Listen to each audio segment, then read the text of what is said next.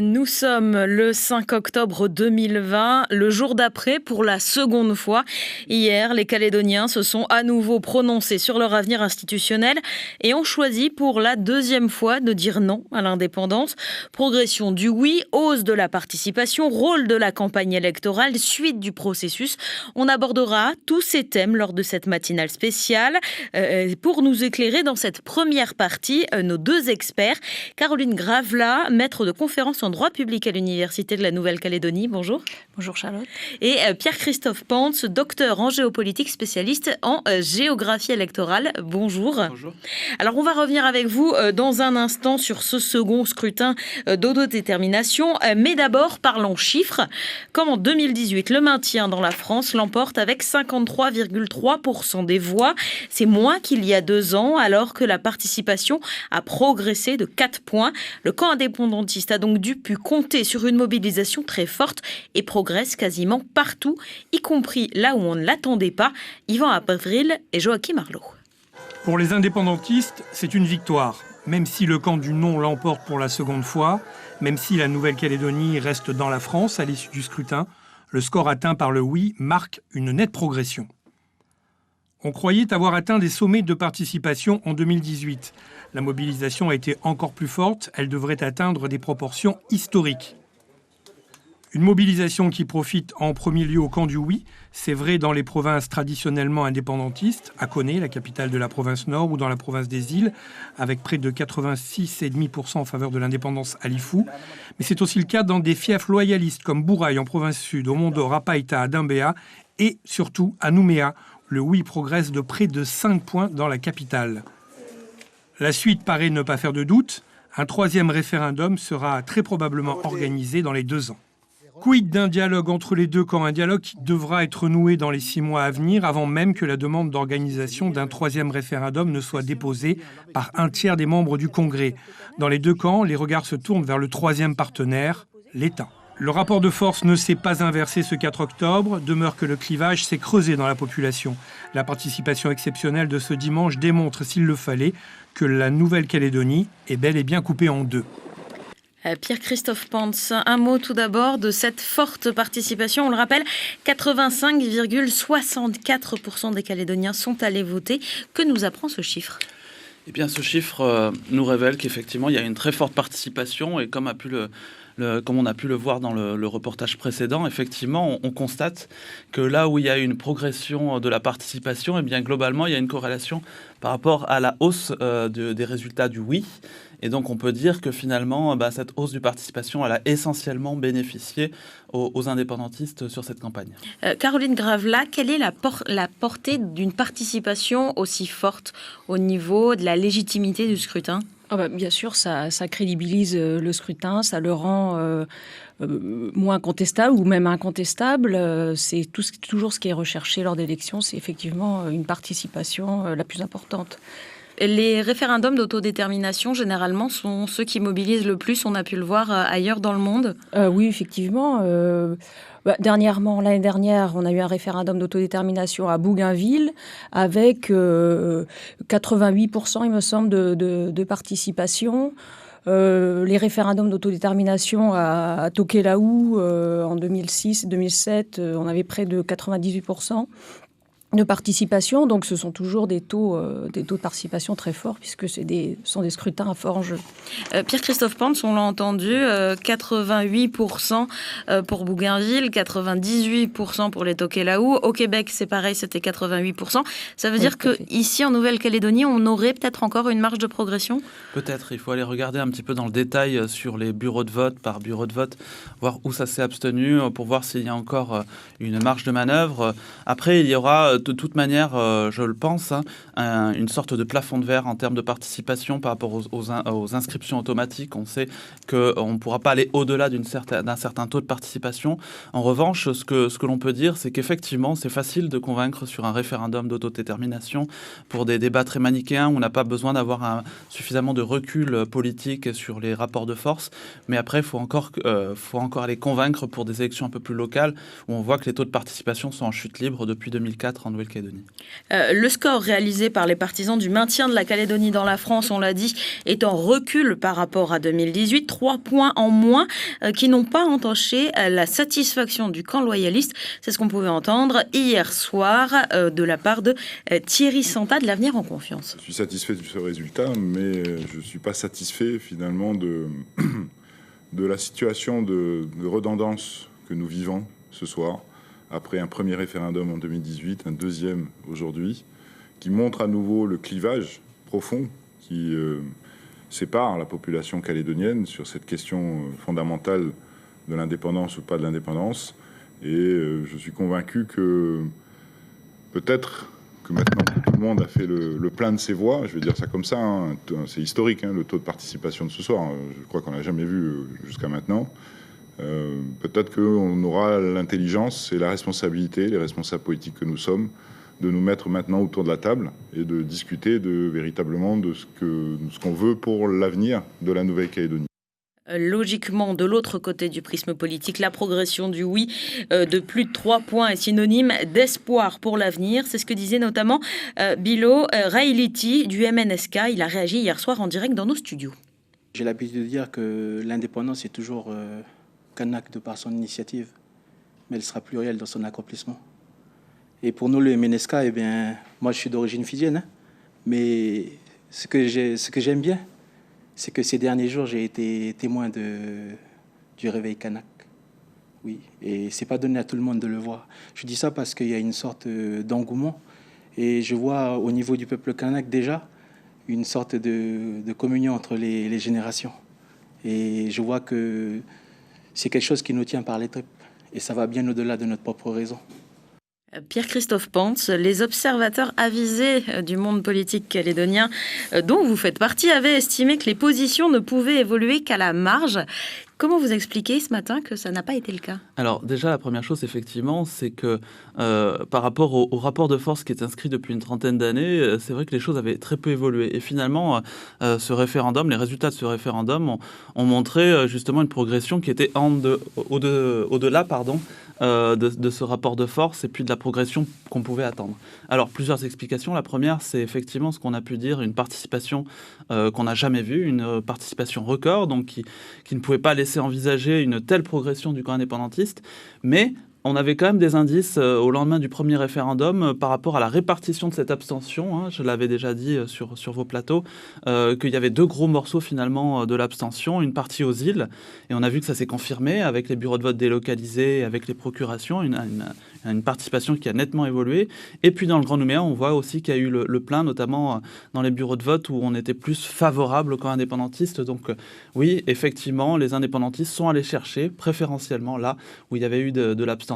Et c'est pour cela qu'il y a eu une progression du oui à ce référendum. Et leur objectif, c'est bien sûr de toujours progresser. Est-ce que c'est encore possible selon vous ? Il faudra regarder encore une fois dans le détail, hein, bureau de vote par bureau de vote, voir où il y a encore de la marge de manœuvre.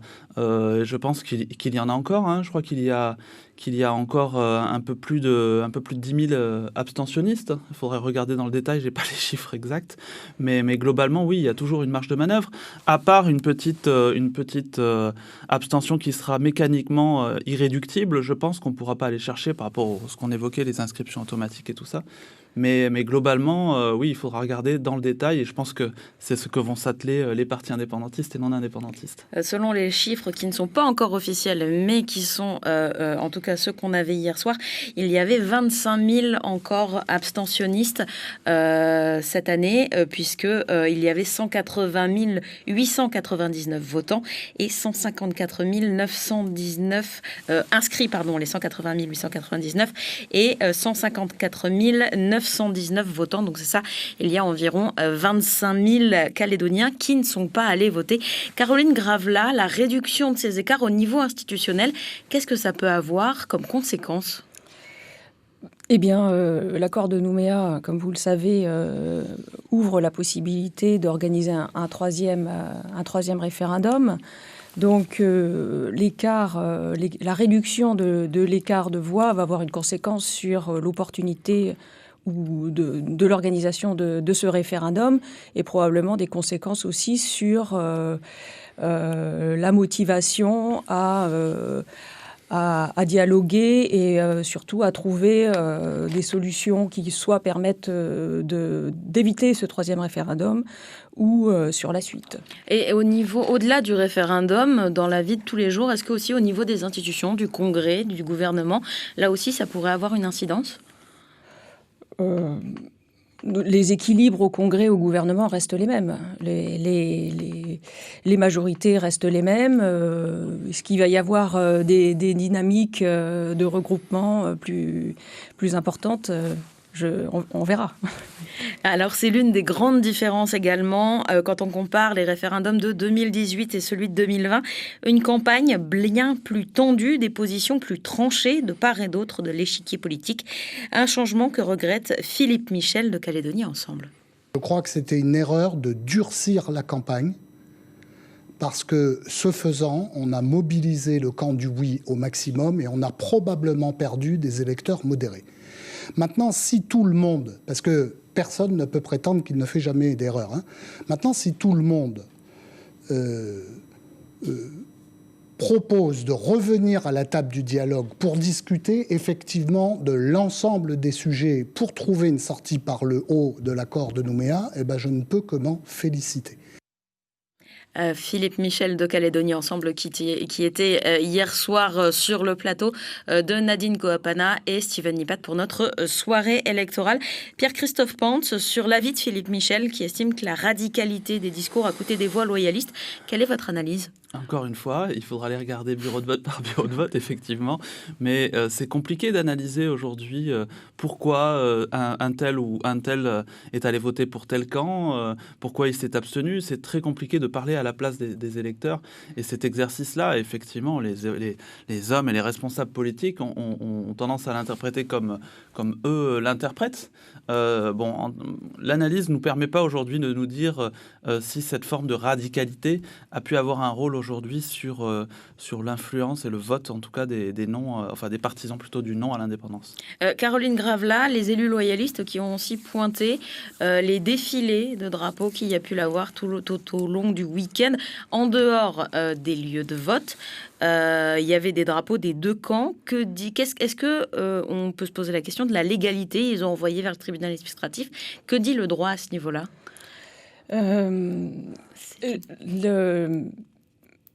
Il faudrait regarder dans le détail.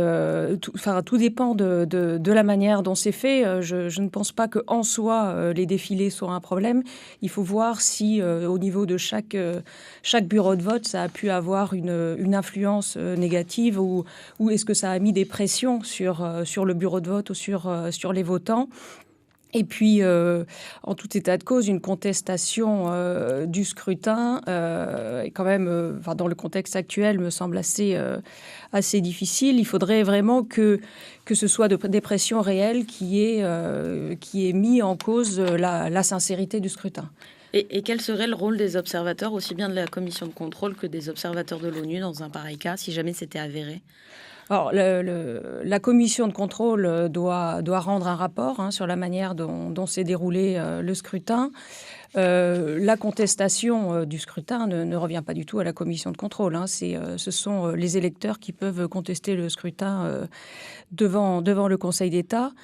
Et je pense que les observateurs de l'ONU ont un rôle différent. Ils sont là pour noter l'ambiance, pour faire leur rapport à l'issue. Mais c'est plus globalement, pour les observateurs de l'ONU, la mise en œuvre de l'accord de Nouméa qui est observée. Mais par contre, ça pourrait être des arguments. Si jamais les rapports font état d'événements particuliers, ça pourrait être des arguments pour appuyer les éventuels recours. Ça peut être des arguments, mais après, pour emporter l'annulation du scrutin, il faut vraiment arriver à prouver que ça a eu une conséquence déterminante sur le résultat. Dans le Grand Nouméa à présent, pas de grosse surprise, mais la participation est en hausse dans les 3 communes de l'agglomération, tout comme le vote pour le oui. Stéphanie Chaunet. Pas de doute, le non résiste dans le Grand Nouméa, mais le oui progresse. Dans ces 3 communes, les chiffres le confirment, les réserves de voix étaient favorables aux indépendantistes. Les Mondoriens ont voté majoritairement pour le non à 71,84%. En 2018, ce résultat était de 74,44%. Autrement dit, on constate un glissement pour le oui avec 650 voix de plus pour l'indépendance du pays. Dans cette commune, la participation s'élève à 86,5%, soit 3 points de plus qu'il y a 2 ans. Deuxième commune du territoire, à Dambéa, les électeurs aussi se sont mobilisés en masse, 87,2% de participation, soit 5 points de plus que pour la première consultation. Belle progression du oui, là encore, sur l'ensemble des bureaux de vote. Les résultats définitifs, 26,3% pour le oui, soit 5 points de plus qu'en 2018, ce qui donne 73,7% pour le non. À Païta, participation en hausse également, 2 points de plus avec 87,62%. Le non remporte 71,23% des suffrages avec une baisse de 3 points, ce qui donne 28,8% pour le oui. Pierre-Christophe Pantz, on l'a entendu, une participation en hausse dans le Grand Nouméa, un oui en hausse également. Quel a été le poids du Grand Nouméa? Que représente-t-il dans la globalité de la Nouvelle-Calédonie? Eh bien, ce qu'on peut dire, c'est qu'à chaque élection, le Grand Nouméa remporte toujours la décision finale. C'est-à-dire que c'est un peu le Grand Nouméa qui va donner le tempo, finalement, pour le résultat global des élections. On l'a vu hier sur le plateau. On attendait finalement les résultats des 4 communes de l'agglomération pour savoir à peu près le rapport de force. Et c'est exactement ce qui s'est passé, encore une fois. Et ce qu'on peut dire par rapport à ça, c'est que, comme les autres communes, finalement, on voit une forte corrélation entre l'augmentation de la participation et l'augmentation du oui. Donc, on peut interpréter ça assez rapidement en disant que finalement, cette hausse de la participation a bénéficié principalement aux indépendantistes. Après, encore une fois, on pourrait regarder dans le détail sur certains bureaux de vote, par exemple ceux qui sont plus favorables en théorie au camp indépendantiste, pour voir s'ils sont allés faire plus le plein dans ces bureaux de vote ou sur des bureaux de vote qui sont un peu moins favorables. On connaît la fracture un peu géographique de ces bureaux de vote, notamment au nord-sud. Il serait intéressant de voir, encore une fois, si il y a eu un plein de voix plutôt au nord ou au sud dans ces bureaux de vote. Sur ces communes, l'éveil océanien n'avait pas donné, qui est désormais présent, n'avait pas donné de consigne de vote. Là encore, c'est l'analyse bureau de vote par bureau de vote qui pourra déterminer si ça a eu une influence. Oui, la méthode, elle est assez simple. C'est qu'il faut comparer avec les résultats de 2019, des élections provinciales de 2019, pour voir quels sont les bureaux de vote où l'éveil océanien a obtenu des résultats intéressants. Je pense notamment à Païta, sur certains quartiers de Païta. On pourrait regarder vraiment dans le détail pour voir, faire une comparaison entre les résultats de l'éveil océanien et peut-être des différences en matière de participation. À Poindimié, à présent, victoire sans appel et sans surprise du oui, avec plus de 82,5% des suffrages. Le non a obtenu 17,5% des voix. Le maire Paul Niaoutine au micro de Marguerite Poigoune. Moi, je suis assez satisfait de la mobilisation de mes concitoyennes et concitoyens qui ont été consultés pour s'autodéterminer. Donc, je considère que ça progresse dans le sens du oui sur ma commune. Mais c'est déjà le fait d'avoir bien participé, même si le nombre d'inscrits effectivement a un peu augmenté. Mais je veux dire, nous, pour le oui, on a fait 300 voix de plus que la dernière fois. Donc, à l'échelle de la Nouvelle-Calédonie, ensuite, on verra bien les progrès ici et là. Mais en général, sur la commune de Poindimié, les tendances se confirment en général. Même chose du côté de l'IFU, où le oui à l'indépendance l'emporte largement, avec près de 86,5% des suffrages contre 13,5% en faveur du non. Les électeurs qui se sont prononcés pour l'indépendance du pays sont en nette progression. Idem pour le taux de participation de plus de 76%, soit 14 points de plus par rapport au premier scrutin référendaire en 2018. Le maire de la commune, Robert Rowy, se dit satisfait de cette progression, mais il s'attend à beaucoup plus. Aujourd'hui, il y a une évolution, comme vous dites, depuis 2018. Donc, on est à 76% et que c'est le oui qui l'emporte très largement. Donc voilà, c'est une satisfaction, mais je pense qu'il y a encore du travail à faire. Robert Rowy, maire de Lifou, au micro de Clarisse Watoué. Pierre-Christophe Pantz, c'est une des surprises, on peut dire, si jamais il y en a, de ce scrutin. C'est un vote aux îles qui est plus nuancé que prévu. Une surprise, j'ai envie de dire oui et non. La surprise au premier référendum, ça avait été une participation en berne pour des raisons que l'on a évoquées, notamment la question des procurations, la question des bureaux de vote délocalisés. On voit que cette forte participation, justement, eh bien, elle a été importante sur ces 3 îles de loyauté, aussi bien pour les procurations que pour les bureaux de vote délocalisés. Et contrairement peut-être aux communes de la Grande Terre, on observe que cette participation, elle ne s'est pas entièrement reportée sur le camp indépendantiste. On le voit notamment à Marais, qui est un cas un peu particulier, puisqu'on voit que l'appel de la dynamique autochtone a eu un impact sur les résultats de cette commune, puisque c'est la seule commune où le non a progressé au moins de 5 points. Donc on voit effectivement que dans les îles Loyauté, le score est un peu plus nuancé que augmentation de la participation, augmentation du oui. Et ça veut dire qu'il y aurait des réserves de voix encore pour le oui sur les îles Loyauté, en perspective toujours de ce 3e référendum ? Certainement. Je pense qu'aujourd'hui, même s'il y a une forte progression de la participation, eh bien, encore une fois, géographiquement, les îles Loyauté constituent encore une réserve de voix importante pour un éventuel 3e référendum. Caroline Gravelat, dans quelle mesure ce 3e référendum peut ou doit se passer ? Alors déjà, c'est une possibilité ouverte par l'accord Nouméa, pas une obligation. L'initiative revient aux élus du Congrès. C'est 11 élus du Congrès qui peuvent demander l'organisation de ce 3e référendum. Et si jamais on voulait changer quelque chose à l'organisation du 3e référendum, est-ce que ce serait possible ? Alors, à l'organisation, ça dépend. Les règles d'inscription sur les listes électorales, à mon avis, ne changeront pas. La question doit être la même. Ça, c'est ce que prévoit l'accord Nouméa, ce que prévoit la loi organique. Donc, s'il était question de changer la question pour poser une question différente de celle de l'accession à la pleine souveraineté, ça ne peut pas se faire comme ça. Il faudrait revenir sur l'accord de Nouméa, enfin en tout cas trouver un nouvel accord et modifier la Constitution française. Par rapport à l'inscription sur les listes électorales, vous disiez qu'a priori, ça ne va pas changer.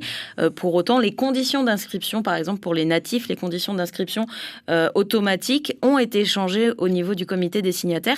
Ça veut dire qu'il y a quand même une certaine marge de manœuvre. Alors là, ça c'est sur la procédure ou les modalités d'inscription. Bien sûr, c'est toujours possible de revenir dessus, mais les conditions d'inscription, à savoir quels électeurs quels Calédoniens peuvent être électeurs, on va dire, ça c'est inscrit dans l'accord de Nouméa. Donc on ne peut pas y revenir, toujours la même chose, sauf à revenir sur l'accord de Nouméa et modifier la Constitution.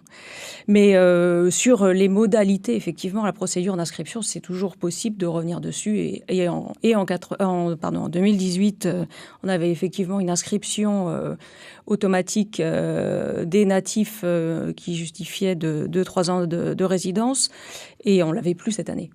La composition du corps électoral, c'est un argument des loyalistes pour justifier leur perte de voix. Est-ce que vous, au niveau juridique, c'est un argument que vous entendez ?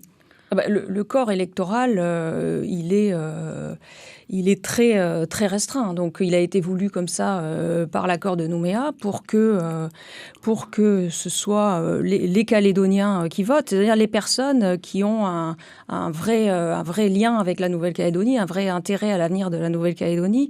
Donc ça, on le sait depuis 1998, que le corps électoral serait constitué comme ça. L'argument des loyalistes porte sur les modalités d'inscription, effectivement, les inscriptions d'office des personnes de droit coutumier. Et donc c'est ça leur... il me semble que c'est ça leur argument, mais c'est sûr que les conditions d'inscription sont connues depuis 1998. Pierre-Christophe Pantz, cet argument de la composition de la liste électorale, comment vous l'analysez, vous ? Eh bien, de toute manière, sans être juriste, effectivement, je sors un peu de mon domaine de compétences, mais effectivement, je crois que tout a été dit, c'est des conditions qui sont déjà écrites depuis 1998. Alors après, Je pense qu'il sera intéressant de regarder par rapport à la dernière vague d'inscriptions, voir un peu la répartition entre les statuts de droit commun et les statuts de droit coutumier. Je crois que, sauf erreur de ma part, ça n'a pas été publié par l'État. En revanche, ce que l'on peut dire, c'est qu'au premier référendum, c'était 46-54. Peut-être que ça a évolué peu ou prou. Il faudra voir effectivement s'il y a eu plus d'inscriptions par rapport à cette procédure d'inscription automatique de natifs de droit commun plutôt que de natifs de droit coutumier. Tout l'inverse. Les résultats ont été connus hier aux alentours de 22h30 et comme en 2018, Emmanuel Macron a ensuite tenu à s'adresser aux Calédoniens. Le président s'est exprimé durant un peu plus de 5 minutes sur un ton plus solennel qu'en 2018. Le chef de l'État qui a tenu à renvoyer les forces politiques locales devant leurs responsabilités. Un discours sans surprise et surtout sans réelles annonces pour le moment. Le président Macron qui a promis que le gouvernement allait revenir rapidement avec des initiatives. Si certains voudront certainement revenir sur ce qui a été dit, ce qui a été fait, je crois plutôt que nous devons saluer la réussite de ce deuxième scrutin et nous tourner vers l'avenir. Il faudra que les forces politiques calédoniennes s'engagent, que les partisans du oui acceptent d'envisager l'hypothèse et les conséquences du non, et que les partisans du non acceptent d'envisager l'hypothèse et les conséquences d'un oui. Pierre-Christophe Pans, là on touche directement à ce que vous avez énoncé comme une des impasses de l'accord de Nouméa, c'est la bipolarisation. Est-ce que c'est vraiment possible d'en sortir ? Alors vous n'êtes pas politique, je sais bien, mais de votre analyse... Alors, en sortir, je crois que la solution, elle est un peu près connue de tous et de toutes. C'est qu'à un moment donné, on a un accord de Nouméa, on a un déroulé qui est prévu avec une possibilité d'aller au 3e référendum. Mais ça n'empêche pas qu'il y a également une possibilité de dialogue et de reprise un petit peu des négociations entre les partisans du oui et ceux du non. D'ailleurs, je note que dans le discours d'Emmanuel Macron, il ne ferme pas totalement la porte à ce qu'il y ait cette possibilité de renégociation entre les partisans du oui et du non. Donc effectivement, on a une voie juridique qui est tracée, mais il y a également une voie plutôt politique. Faudrait-il encore que les uns et les autres puissent se remettre à discuter. Caroline Gravela, juridiquement, comment peut se positionner l'État ? Parce qu'il est, après tout, un partenaire à part entière. Est-ce que c'est vraiment le cas ? Est-ce qu'il peut avoir voix au chapitre et décider de comment ça se passe ? Il doit rester... je n'aime pas beaucoup le terme, mais il doit rester neutre. Et je pense que c'est extrêmement difficile d'envisager, je pense à la communication de l'État sur les conséquences de la consultation, extrêmement difficile d'envisager l'hypothèse du oui, l'hypothèse du non aussi, mais encore plus l'hypothèse du oui. Et on a vu les débats sur la nationalité.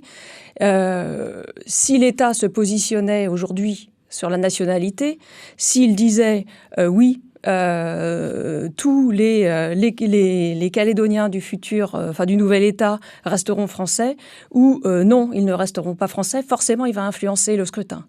Donc c'est une position qui est très difficile et il me semble que pour le faire sereinement, il faudrait le faire avec les partis politiques et que les forces politiques et l'État travaillent ensemble pour essayer de dessiner le scénario du oui et le scénario du non.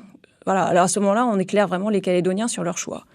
Est-ce que les différents partis politiques, notamment les indépendantistes, ont regretté que le flou laissé en 2018 par ce document d'orientation n'ait pas été levé ? Est-ce que l'État pouvait vraiment faire mieux ? Eh bien, c'est ce que je disais. Le problème, c'est que d'aller plus loin, c'est s'engager. Alors déjà, juridiquement, c'est délicat puisque ce n'est pas une compétence du gouvernement. C'est le Parlement national qui peut décider de la double nationalité, de l'aide au développement ou des transferts financiers, etc. Donc c'est quand même assez délicat pour le gouvernement de s'engager aujourd'hui. Et en plus, si l'État va plus loin, on va lui reprocher d'entrer dans la campagne et d'influencer le résultat. Donc ça me paraît très difficile d'aller plus loin que ce qu'il a été fait. Pierre-Christophe Pans, pour autant, les partis, on l'a dit hier, ils l'ont dit hier, ont pointé l'absence de l'État, l'assourdissant silence, comme l'a dit l'un des élus en plateau. Quelle influence ça a pu avoir sur le scrutin, si tant est que ça en est une ? Eh bien, bon, je pense que ça, je renvoie un petit peu à l'interprétation que peuvent en avoir certains partis politiques. Il y en a qui disent que finalement, le désintérêt de l'État a eu finalement un impact sur l'engagement finalement des gens à aller s'exprimer pour le oui ou pour le non. C'est très difficile à évaluer finalement, savoir si finalement ce que les intervenants d'hier appelaient l'assourdissant silence de l'État sur la participation aujourd'hui du référendum. Pierre-Christophe Pantz, docteur en géopolitique, Caroline Gravela, maître de conférence en droit public à l'université. Restez avec nous. Il est actuellement 6h30. Vous êtes bien sur la première. On poursuit cette matinale spéciale avec vous, Maliane Oukouan, et ce journal, une édition spéciale lendemain de référendum. Bonjour. Bonjour Charlotte, bonjour à tous.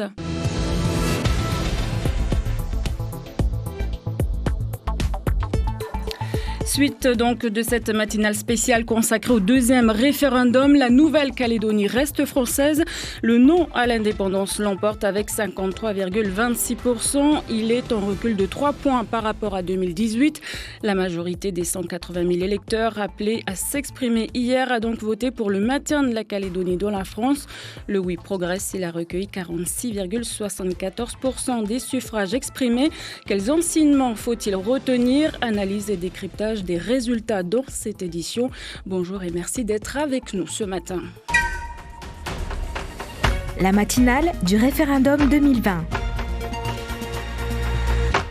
Et avant de revenir sur les premiers résultats de cette consultation référendaire, arrêtons-nous tout d'abord sur la participation. Forte mobilisation des électeurs, 85,64%. C'est le taux de participation au deuxième référendum. C'est 4 points de plus qu'en 2018. Les électeurs ont donc été beaucoup plus nombreux à aller voter hier. Pour rappel, la participation était de 81% lors du premier référendum. On fait le point avec Claudette Choupit. Une mobilisation générale est importante dans le cadre de cette deuxième consultation référendaire. Plus de 4 points supplémentaires, 85,64 ce dimanche contre 81,01 en 2018. Ainsi, la province des îles enregistre plus de 11 points de participation à Maré, atteignant les 71%, plus 14 points à Lifou et 15 points à Ouvéa. Cette dernière accusait 40% d'abstention en 2018. L'ensemble des électeurs de la province Nord se sont une nouvelle fois fortement mobilisés. Plus 4 points à Belep et à Canela, plus 5 points à Yingen, qui affichait déjà en 2018 une belle mobilisation de 86%. Le commentaire de Pierre-Christophe Pantz, docteur en géopolitique, hier soir sur notre antenne. Très clairement, aujourd'hui, la mobilisation, elle est globale, elle est dans toutes les communes. Et là, sur Nouméa, c'est assez flagrant, la progression. On retrouve évidemment pas tous ces résultats lors des élections provinciales ou municipales. Et c'est vrai qu'on peut se demander, mais où sont passés finalement tous ces électeurs qui pourraient bien faire changer le panorama politique en Nouvelle-Calédonie. C'est bien encore la différence entre la participation lors d'élections locales et le référendum qui mobilise vraiment bien au-delà d'un électorat habituel pour les élections locales. Les communes du Grand Nouméa ne sont pas en reste, plus 4 points pour Nouméa et Dimbéa qui affichaient respectivement plus de 84% et plus de 87%. Cette hausse de la participation profite au oui à l'indépendance.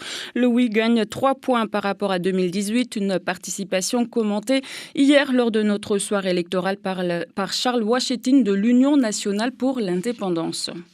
Je voudrais aussi féliciter tous ceux qui sont déplacés et qui ont répondu à un appel qu'on a lancé, non seulement pour améliorer le taux de participation, mais pour faire évoluer le score du oui. Parce que pour nous, le oui traduit leur attachement donc à ce pays, traduit également l'espoir qu'ils ont dans ce pays au terme d'une période où beaucoup de Calédoniens auront participé à le construire.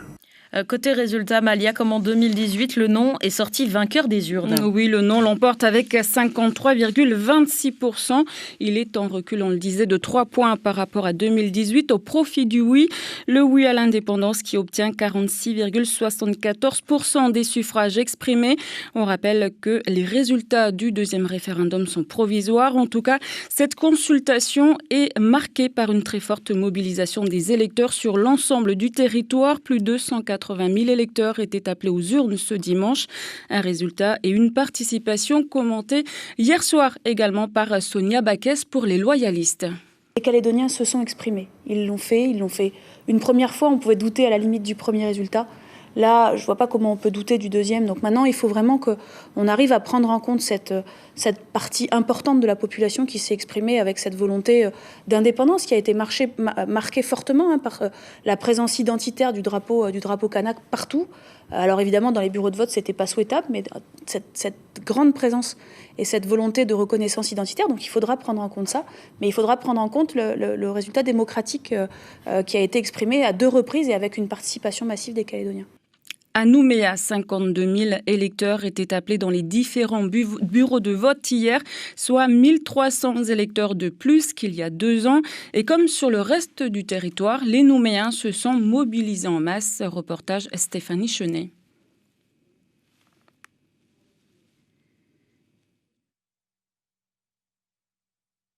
76,69% pour le non et 23,31% pour le oui.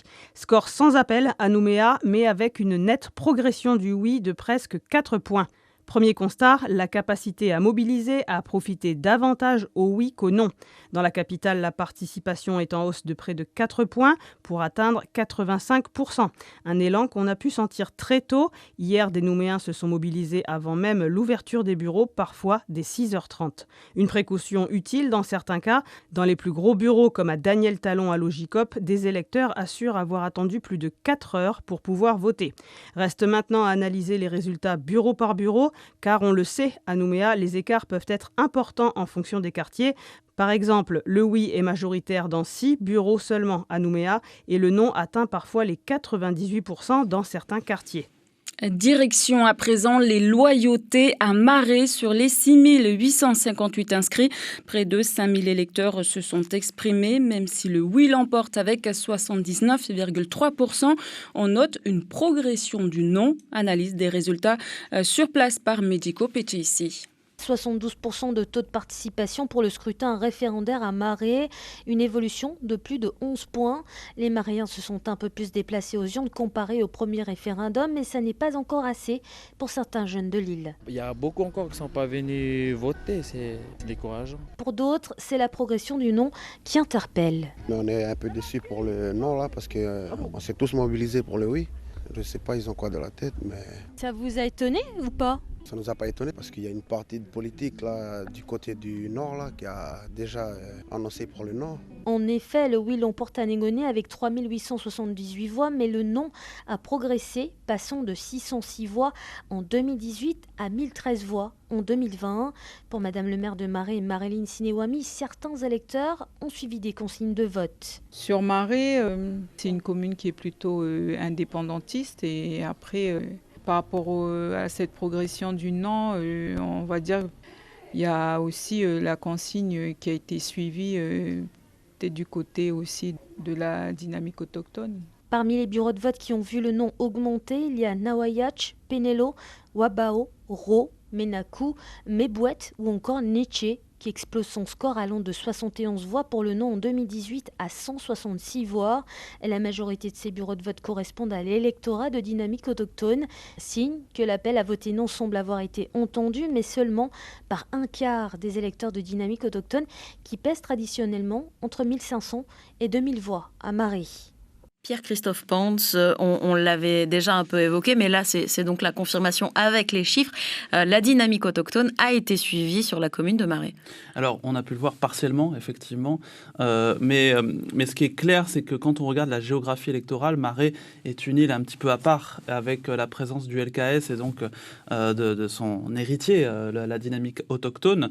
Et on voit que finalement, tous les bureaux de vote qui se situent dans le district de Guama, finalement, on ont mis en lumière une vraie augmentation du non. Donc effectivement, il y a eu un suivi, en tout cas des consignes de dynamique autochtone sur ce district. Caroline Gravela, la question qui, pour un référendum d'autodétermination, doit être claire. Est-ce que là, il y a une problématique sur qu'est-ce qu'il y a derrière et qu'est-ce qu'on met une fois que le référendum est passé ? La question doit être claire, oui. Il n'y a pas véritablement de normes qui imposent une communication, un niveau de communication à la population. Néanmoins, l'ONU le rappelle régulièrement dans chaque résolution relative à la Nouvelle-Calédonie qu'il faut faire un travail plus important d'information des populations sur les conséquences de leur choix. C'est en matière de décolonisation, c'est un élément essentiel et l'ONU le rappelle régulièrement, se propose même d'aider. Alors, pour l'instant, ça n'a jamais abouti à quelque chose de concret, mais pourquoi pas. Je sais par exemple qu'à Bougainville, donc la région autonome de Bougainville en Papouasie-Nouvelle-Guinée l'année dernière, il avait été mis en place une communication par téléphone. C'est-à-dire que les conséquences du scrutin étaient enregistrées sur un répondeur et les gens pouvaient appeler et non pas poser des questions, mais obtenir des réponses assez précises aux questions qui se posaient. Mais bon, c'est vrai que c'est assez déterminant, c'est très important. Voilà. Maintenant, les textes, l'accord de Nouméa n'impose pas un niveau d'information des populations et c'est chaque parti politique qui donne les éléments qu'il entend donner. Malia Noukouan, pour la suite de ce journal. Globalement, le oui progresse donc. Oui, le oui progresse aux loyautés et gagne 2 points par rapport à 2018 pour s'établir à 84%.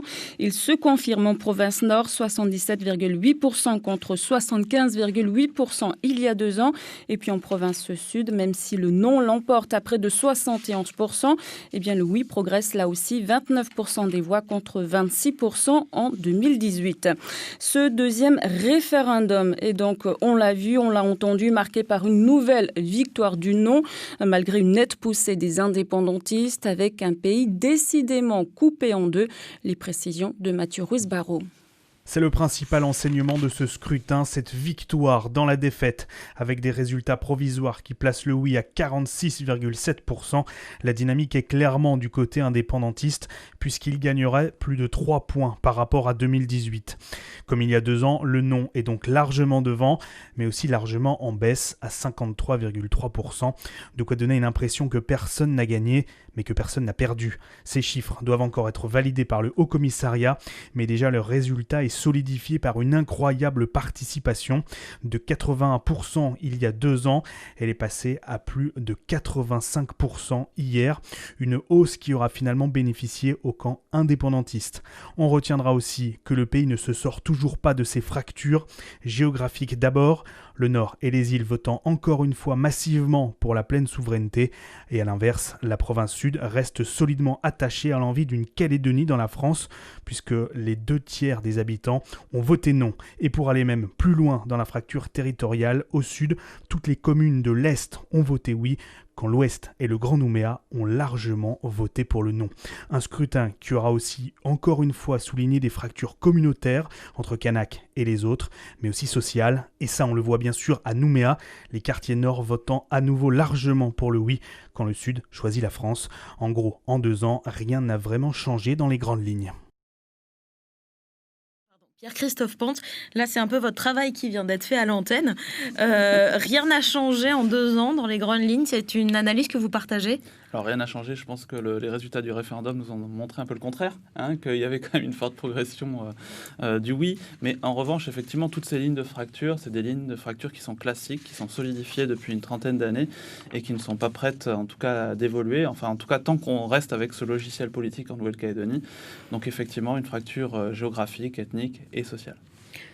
Comme en 2018, à présent Malia, Emmanuel Macron s'est adressé aux Calédoniens. Oui, le président de la République s'est exprimé durant un peu plus de 5 minutes. Dès hier soir, le chef de l'État a renvoyé les forces politiques locales devant leurs responsabilités. Un discours sans réelle annonce. C'est pas de quoi ravir Thierry Santa, le président du gouvernement et membre des loyalistes. Les électeurs se sont exprimés. Ils ont majoritairement confirmé leur souhait de maintenir la Nouvelle-Calédonie dans la France. En tant que chef de l'État, j'accueille cette marque de confiance dans la République avec un profond sentiment de reconnaissance. J'accueille également ces résultats avec humilité. J'entends la voix de celles et ceux qu'anime la volonté de l'indépendance et je veux leur dire, c'est avec vous. Ce n'est qu'ensemble que nous construirons la Nouvelle-Calédonie de demain. Et Thierry Santa, président du gouvernement et membre des loyalistes, a réagi hier soir sur notre antenne. On doit rediscuter la composition du Congrès de la Nouvelle-Calédonie, qui n'est pas représentatif de la réalité démocratique du pays. On doit rediscuter peut-être du fonctionnement du gouvernement, où on a, malgré la volonté commune de maintenir une représentation de la minorité, et donc une forme de gouvernement collégial, comme c'est le cas aujourd'hui, on constate quand même aujourd'hui qu'avec 7 partis politiques sur 11 membres, eh bien, c'est très compliqué à faire fonctionner. On n'a pas de majorité, personne n'a de majorité, donc c'est des discussions en permanence qui parfois n'aboutissent pas, il faut le dire. Il y a des dossiers qui ne sortent pas du gouvernement parce qu'il n'y a pas de majorité qui se dégage. Il faut 6 membres pour pouvoir faire qu'un texte soit déposé sur le bureau du Congrès de la Nouvelle-Calédonie. Et donc, vous voyez que 6 membres, personne n'a 6 membres en majorité. Thierry Santa, interrogé par Nadine Guapana et Steven Nipat. Caroline Gravela, nouvelle volonté du camp loyaliste qui a été annoncée tout au long de la campagne, la volonté de revoir les institutions, de revoir le fonctionnement du gouvernement. Est-ce que ça, encore une fois, c'est possible si jamais on le décidait ? C'est pas possible dans l'accord de Nouméa. Il faut modifier l'accord de Nouméa pour modifier le fonctionnement des institutions. Ce sera possible dans un autre statut. Donc ça veut dire changer la Constitution encore une fois ? Oui, déterminer un nouveau statut pour la Nouvelle-Calédonie et effectivement changer la Constitution. Oui, ça sera possible dans ce cadre, mais aujourd'hui, non, on ne revient pas sur le fonctionnement des institutions. Alors justement, après ce résultat qui place les loyalistes devant les indépendantistes qui ont grignoté un peu plus de leur retard, la question de l'avenir se pose et notamment celui d'une 3e consultation. Décryptage Mathieu Ruiz-Barrault. C'était une possibilité depuis la modification de la loi organique en 2015 et ce 3e référendum devrait donc devenir une réalité. Pour Rocco Amitan, le président UC-FLNKS du Congrès, les Calédoniens auront à se prononcer une 3e fois. Nous sommes dans un déroulé. Le déroulé remonte quand même, donc à une trentaine d'années. Et nous irons jusqu'au 3e référendum. Nous n'avons pas d'hésitation. Donc, à vous redire encore ce soir que nous irons jusqu'au 3e référendum, puisque nous l'avons ainsi décidé. Voilà.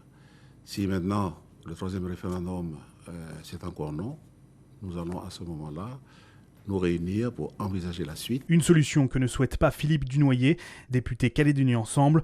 Il appelle à une solution alternative. On va retrouver encore la même spirale de ces 2 années pendant lesquelles personne ne renonce à quoi que ce soit, mais à la fin, on ressort avec un rapport de force qui, de toute façon, progresse un petit peu, on va dire, en 2020, mais se stabilise et, encore une fois, coupe la Calédonie, fracture les Calédoniens en 2 blocs. C'est le contraire de ce que je souhaite, moi, c'est-à-dire une communauté de destin qui permettra de nous réunir, chacun avec nos aspirations différentes. Ce n'est pas un souci d'avoir un projet commun validé tous ensemble en conservant le droit à l'autodétermination pour ceux qui souhaitent un jour acquérir la souveraineté. Dans les faits, la 3e consultation peut être demandée par un tiers des élus du Congrès, soit 18 voix, avec le groupe UC-FLNKS, nationaliste et éveil océanien, plus le groupe uni.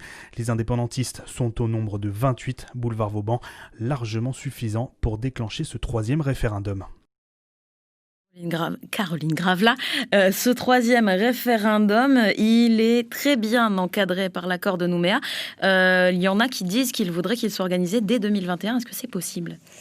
Il ne peut pas être demandé avant un délai de 6 mois suivant le scrutin d'hier. Donc ça fait jusqu'en avril 2021. C'est ça. Et après, l'État a 18 mois pour l'organiser. Donc après, tout dépend de l'État, de